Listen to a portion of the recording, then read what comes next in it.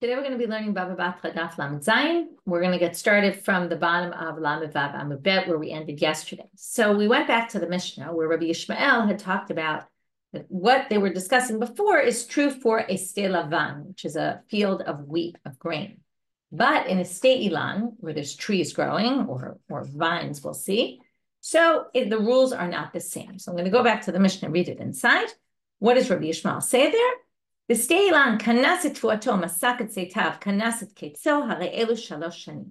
Here, again, you don't need a 3-year chazaka. You don't even need 1 full year in the middle, a bit before, a bit after. But all you can do is bring in your tfu'ah. Now, tfu'ah here doesn't mean grain. Tfu'ah actually means bringing in the grapes and turning them into wine. Masaket seitav, bringing in the olives and turning them into olive oil. And kanaset ketzo, which is gathering your dried out figs. So 3 of each, right? 1 of each thing is sufficient in a stei ilan. So Amar Abaye, we're at the bottom of Lamed Vav, I'm just reviewing. Mida Rabbi Yishmael nishma le-Rabbanit. From what Rabbi Yishmael says here, we can learn about the rabbis. Now, the rabbis, as we saw yesterday in Rabbi Shmuel, the rabbis in general disagree with this Rabbi Yishmael and Rabbi Akiva approach and said you actually need either 3 years or 3 seasons. So we're now going to say that from the rabbis who disagree, we're going to learn the following. You still need 3 years according to the rabbis, but if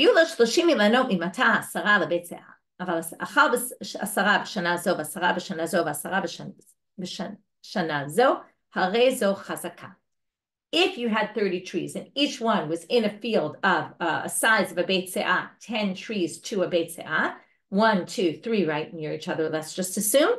If you eat from 1 in 1 year, 1 in another year, 1 in the 3rd year, you create a chazaka, even though you didn't eat from all 3 sections. In a bit, we're going to learn that it's not exactly true that that's the case. We'll modify this a little bit and change the way we understand it, but that seems to be the simple understanding of the statement right now of Abaye. And now, where does Abaye get this from? Because he says the following, beginning from our daf, Lav mi amar Rabbi Yishmael chad peri have a chazaka lekulu peri.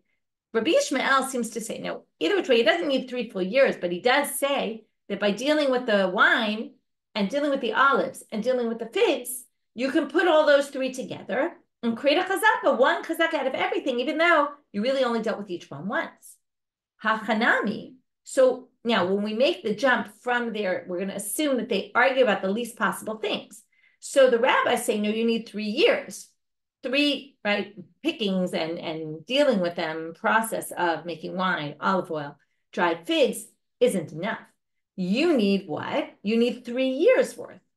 But Hafanami, so just like there, chad peri, you only need to make a chazaka on 1 for it to apply to others. Hachanami hane have a chazaka lahane v'hane have a chazaka lahane. Same thing here. The fact that you picked from these trees can help you create a chazaka on other trees in that same field. But we're going to have 2 limitations right now.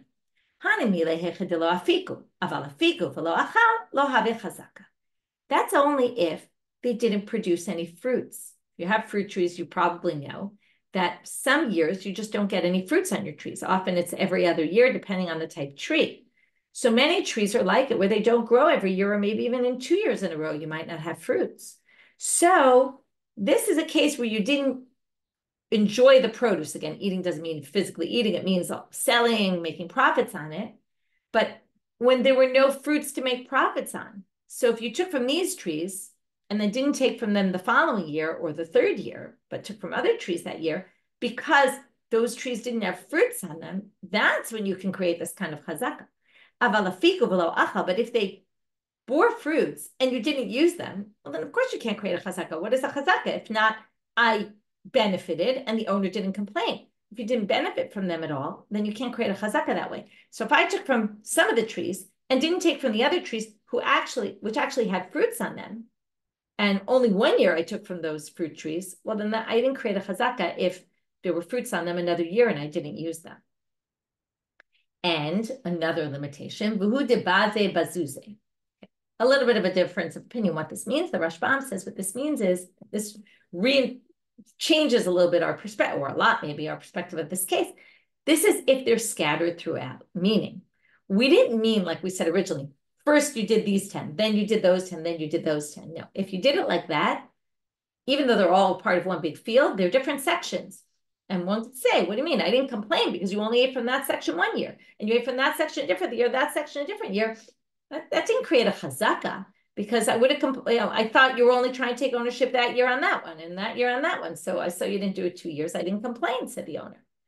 But if they're scattered throughout, so let's say 3 trees from that area, and then 3 trees from that area, and 3 from that, and then the next year 4 from there, 4 from there, 4 from there, and 3, 3, 3.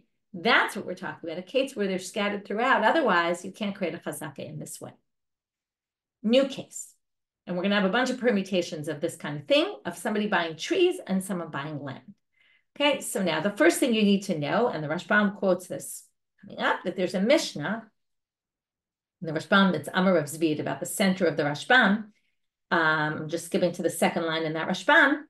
If there's 3 trees, okay, you have 3 trees in a certain small area, Ditnan b'mocher tasvina, it's a Mishnah later in Daf Pe Aleph. Dikana karka tachtehen ubenehem. I'm just reading in the Rashbam, who's quoting this Mishnah. You can also look in the Mishnah in Pe Aleph. You acquire the ground underneath them. 3 trees already means that I acquire the ground in between them, and I acquire benehem v'chutzalehem k'melo rabasalo. Okay, the space I would kind of walk around this area, that right to access the trees. I get a little bit from around them and in between them. All that land belongs to me. That's what happens if I buy 3 trees. So I bought 3 trees from your field. Even though we didn't talk about the land underneath, I acquire the land underneath. But we're now going to have a debate about a bit of a different case. Not when I bought from you the land, the trees, which then means I acquire the land underneath. But I sold 2. Now, the chazaka here, we don't mean chazaka of 3 years. We mean I sold one person all the trees in my field and another person all the land in the field. I sold to 2 different people, each a different part of my field. One the land and one the trees. And first of all, let's just talk about a tree and getting the land underneath. What does it mean? So first of all, it means that if the tree dries up, I can plant another tree because the land is mine. Second thing it means, theoretically, and we'll talk about this later, if you own the land and I own the trees, theoretically, you could kick me off and say, hey, what's your tree doing in my land? And kick me off the land. It's also another factor to consider. So if I basically sold all the trees and all the land but to 2 different people, Amar of Zvid, zeh kana be'ilanot v'zeh kana karka. Even if it's 3, and normally when you buy trees, you get all the land underneath, that's if you're selling to me and I'm buying the trees from the owner of the land. But if I buy trees and if I sold you trees and you land and someone else land, then Rav Zvid says, the one who bought the land could say, hey, I bought all the land. And the one who bought the trees is only going to get the trees. Okay? We'll see why he says this soon.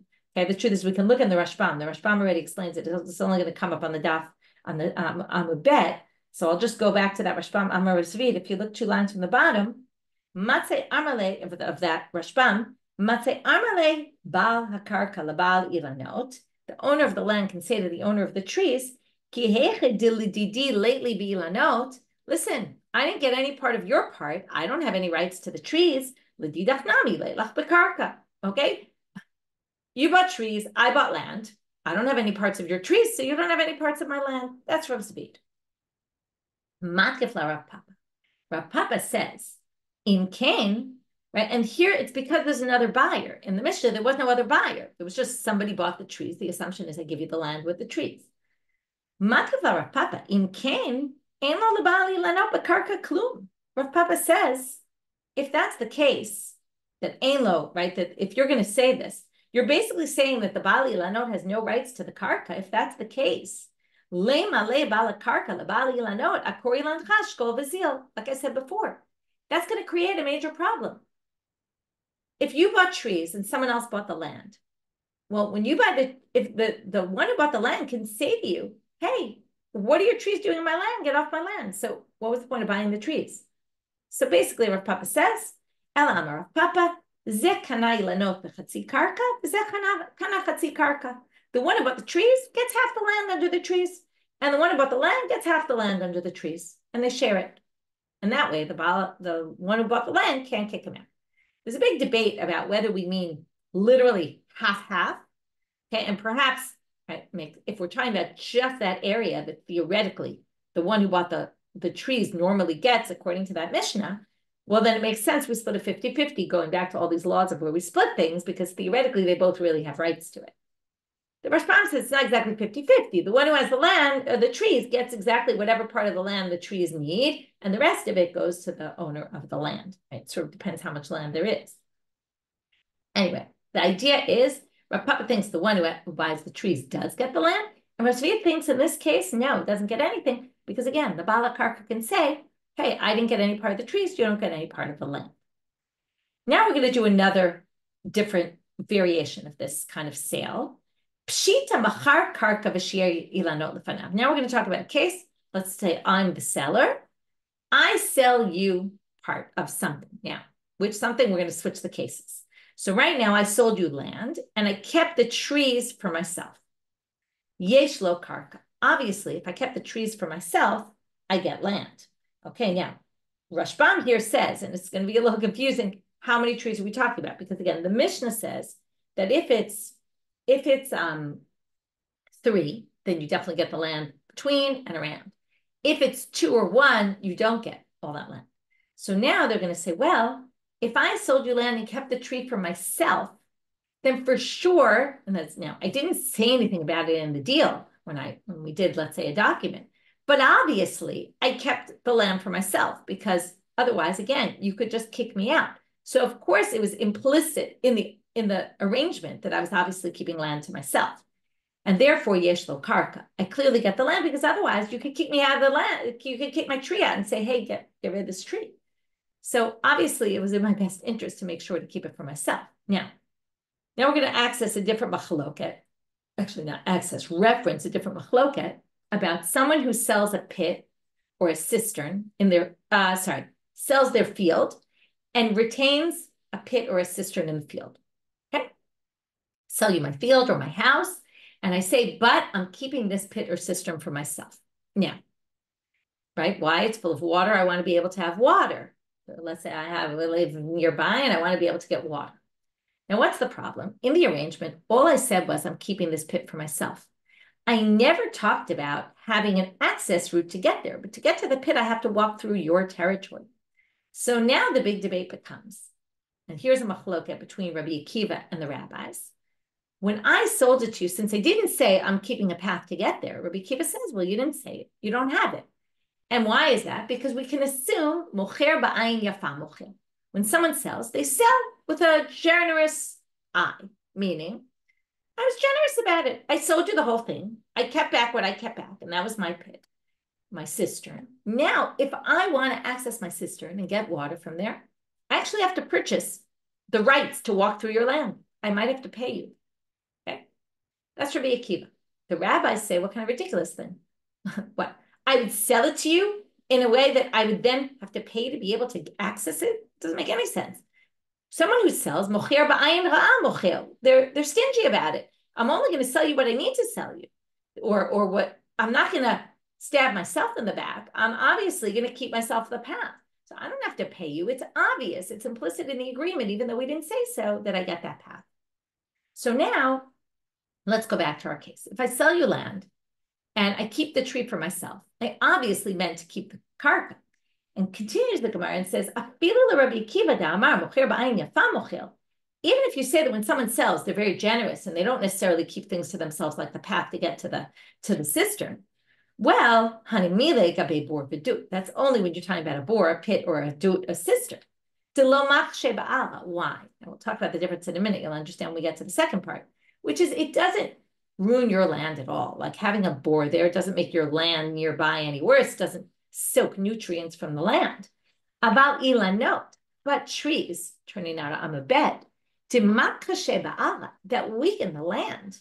Shiur shayir. For sure, with trees, I left myself some land because, like we said before, lo shiur. Because if I didn't leave, now, while my trees are there, besides you can't plant anything else there, it's also soaking nutrients from your land nearby, which is making other things in your land possibly not grow as well.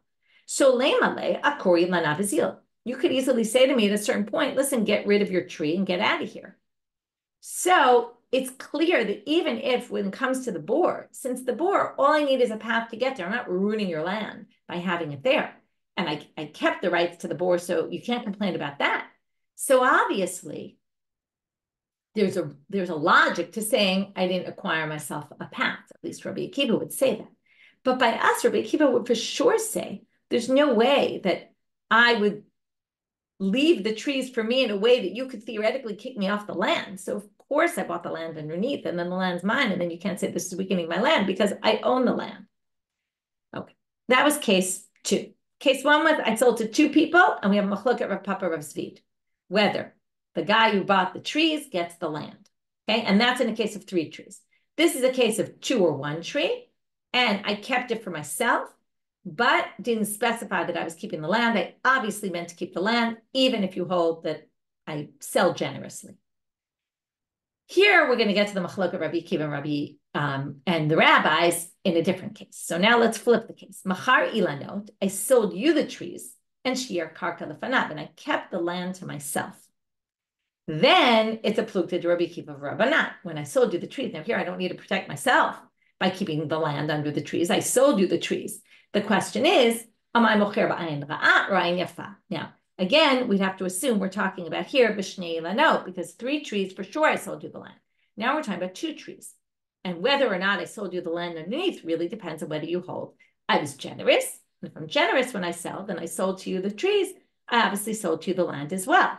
If we say I'm not generous when I sell, then I didn't necessarily sell you. Then we can't assume I sold you the land underneath. So, plukta Rabbi Akiva of Rabbanit. The Rabbi Akiva damar mocher ba'ayin yafa mocher. Plukta means we just go revert to the machloket Rabbi Akiva and the rabbis. According to Rabbi Akiva, again, with the bor and the dud, who said mocher ba'ayin yafa mocher, that you sell generously, eat lay. So then obviously I sold you the trees, I sold you the land underneath. Le Rabbanan, late. According to the rabbis, no.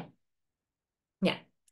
We're now going to basically say that this is totally not connected with the machloket Rav Zvid and Rav Papa in the previous sugya where I sold to 2 people, because we're going to differentiate between me selling to 1 person and whether I sold generously or not is not going to be applicable in a case where we sold to 2 people, because where I sold everything basically.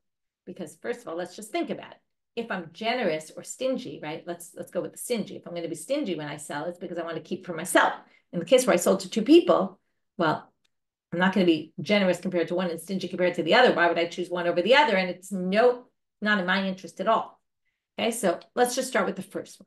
Le Rabbi Akiva eat lay. So Rabbi Akiva thinks I sell ba'ayin yafa. Afilu meaning, right, you'll get the land under the trees when I sell you the trees. But it doesn't mean, even afilu le Rav Zvid amar ein lo. Even Rav Zvid, who says when I sell to the tree, this tree and the land to 2 different people, and we say, right there, he said, the person who gets the trees doesn't get the land, and that's even when there's 3 trees, would say, that's only when there's 2 buyers. And here's what we quoted in the Rashban before. The buyer of the land could say, listen, just like I don't have lately bilanot, I have nothing to do with your trees, I don't have any rights to them. You bought trees, I bought land, just like I have nothing to do with your trees, you have nothing to do with my land, and I'm done with it. But here, when I sold you trees, we could say, I sold you generously, because that's how I sell in general. I sell generously, and therefore, it's not like you could say one bought this, one bought that, and what you bought, I didn't buy, but there was only 1 buyer. So it's not applicable. And the Rabbanan, now we're going to say the rabbis lately, and afilu the Rav Papa, who says you do get the trees in the other case, the rabbis who say you don't get the land, I'm sorry, the one who said that whoever gets the trees gets the land, that was Rav Papa, does get part of the land. In our case, according to the rabbis, that you sell stingy in a stingy manner, and you're going to keep all the land to yourself, well, that won't be applicable to the case of 2 buyers either. Afilu the Rav Papa damar yeshlo hanimi legabe shnei lekuchot. Rav Papa says you get the land, that's because there's 2 buyers. And da'amar le ki echad ledidach zabin ba'ayin yafa, ledidi nami zabin ba'ayin yafa. Now here, the owner of the trees can say to the owner of the land, listen, you got it generous. What does it mean generous? Well, you bought the land, and you're going to be able to plant on this land forever. You always have the land to plant on.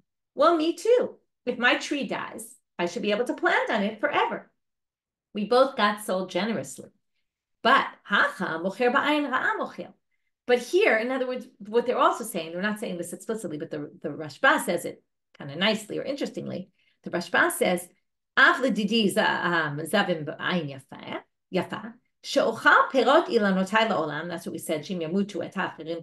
that if they die, I'll plant other ones. Why? Nobody sins if not for their own sake. And what's the purpose of sinning? Is to gain personal benefit. Sometimes we do things that are not the nicest things to gain personal benefit. We're only going to do that for our own personal benefit. We're not going to do it for other people. So mocher b'ayin yafa is not exactly a sin. I'm sorry, mocher b'ayin ra'ah. The rabbis who say you sell and you keep stuff for yourself, right? That's stingy. Now, it's not a positive thing, right? Why would I sell to one of you in a generous manner and to one in a stingy manner? There's no such reason I would ever be motivated to do that. Now, maybe I like one of you better, but it doesn't really make any sense here. But when it's me and you, and I'm selling to you, we could say I'm being stingy and I'm keeping the land to myself. But if it's two people I sold to, well, I'm not going to save for one and give to the other. That doesn't make any sense. So therefore, even the rabbis who say that here, in the case where I sold to you, you're not going to be able to get the land. I'm going to keep it for myself, we assume, even though I didn't say that. When I sold to two people, the owner of the trees is not going to get the land. And that's why each, again, Rabbi Akiva, l'shitato, the rabbis, l'shitatan, everyone according to their position, and it has nothing to do with the machloket Rav Zvid and Rav Papa. Amrei Nehardea, last section, or almost last section for today. In Nehardea, they said, Achlan ritzufin ein lo chazaka. If you ate from, you, again, ate doesn't mean ate, you reap reward from produce that was growing in a very crowded manner. Now, when things grow crowded, they don't grow well, and eventually you're going to uproot them. So since these are, okay, this goes back to all those sugyot where we learned about all these exceptions to the rule, where there is no chazaka, also, yeah, there's not going to be chazaka, okay?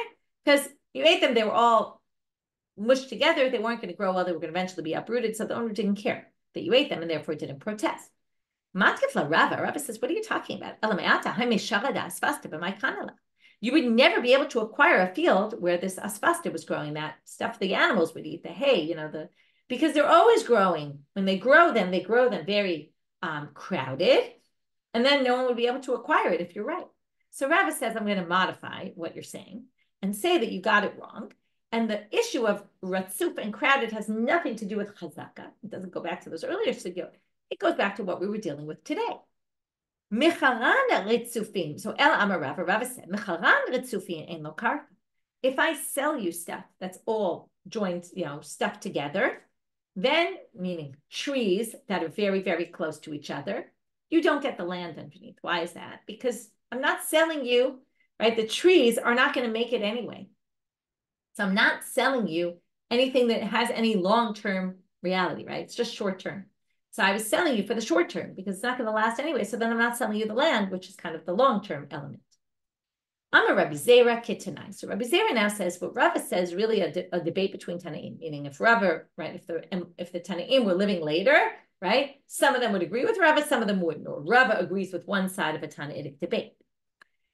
Kerem, and this is a totally different topic. It's about kilayim. When you plant, okay, the main law of kilayim is mixing breeds together. When we're talking about kilei kerem, which is the main halakha in the Torah, is about a vineyard, and it's about planting grain in a vineyard, right, in close proximity to a vineyard. So in order for you to transgress it in the typical manner, it had to be defined as a vineyard. So what defines something as a vineyard? So when it's planted normally, kerem shunatua al pachot me'arba amot, if you don't have 4 cubits between rows, that's not a vineyard. Rabbi Shimon Omer eno kerem. Rabbi Shimon said that's not a vineyard because they're too close together. You need to leave 4 cubits in between, both so people can walk in between and deal with them. There's space for walking, and also just so the roots don't get intertwined. So if you had less than that, you're going to end up uprooting them, and that's not called a kerem. So the regular laws of kilayim don't apply that normally apply to a vineyard. Chachamim omrim harezo kerem. The rabbis say this is a kerem. How does it work? Well, ro'im et ha'emtzaim ki'ilu einam. We look at it as rows with 6 cubits in between, and every other row we look as if it's just not there. And then it does have rules of a kerem for laws of kilayim, which we're not going to get into right now. But the main point is that Rabbi Shimon says this is not a kerem because this is going to be uprooted. That's just like Rava, who said because it's going to be uprooted, so you don't get the land underneath. Whereas the rabbis say, no, some of it will be uprooted, some of it will still be there, and they would disagree with Rava. Okay, last line for today, Amre Nahardea, Haiman Dezabin Dikla Lachavre, if you sell a palm tree to a friend, to someone, Kanele Mishipule Va'ad Tahoma, you get from the bottom of the tree all the way down to the ground. Okay, meaning that means you gain the rights to plant a different tree if this tree dries out. Okay, we'll talk about this more tomorrow. We'll have difficulty with it, and we'll deal with that in tomorrow's daf. So, quick review of our daf. We started with this issue of Rabbi Yishmael, and from what Rabbi Yishmael said about the wine, the olive oil, and you create a chazaka with the dried figs. Then we learned that the rabbis, when they need 3 years, you could do 3 years on different trees, but that's assuming the trees didn't grow, and that's assuming also they were intertwined in, some trees from each area each year, otherwise it wouldn't work. Number 2, we then got to all these different cases where I sold to 2 people, one the land, one the trees, and then we said we had 2 approaches. Did the person with the trees get the land or not? Rav Zvi and Rav Papa. Then we said, if I sold land but kept the trees, I obviously kept the land, not having anything, right, irregardless of the machloket between Rabbi Akiva and the rabbis about mocher b'ayin yafa or ra'ah. But if I sold you the trees, then we get into the machloket Rabbi Akiva and the rabbis. And it's nothing to do with the case where I sold to 2 people, because that's a different case because it's 2 people. And either whether we go through Rabbi Akiva or the rabbis, we showed how the machloket Rav Zvi and Rav Papa is irrelevant to this topic because they're 2 very different cases. And then we got into the ritzufim. We had Nahardea. Rava said has nothing to do with chazaka. This clearly, because of the asfasta case, it must have to do with selling trees that are close together. Do you also get the land underneath or not? Because it's just going to be uprooted. So obviously you're not buying this long term, in which case you don't get the land. That was Rava, which we said is actually based on Machlokat Tanaim. And this last statement of Nahardea we'll get back to in tomorrow's daf. Wishing everybody a good day.